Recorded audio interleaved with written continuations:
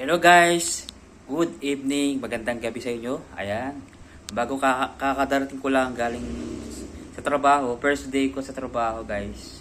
After ilang years, diba, almost 3 years akong walang trabaho, bakante.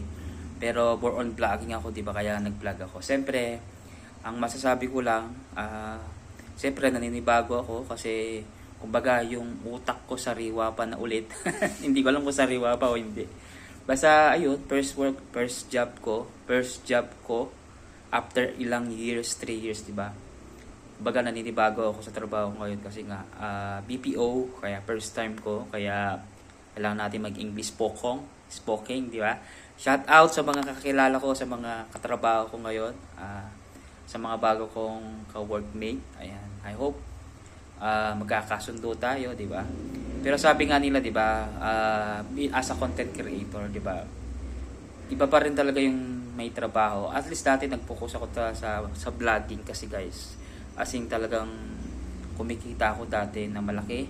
Pero ngayon, siyempre kahit papaano, kumbaga ito, content creator pa rin ako, pero kailangan din natin magtrabaho. Siyempre, sabi nga nila, ilugar natin yung trabaho, 'di ba? Pero at the same time, masaya ako kasi may trabaho ako, kahit pa paano nag-enjoy.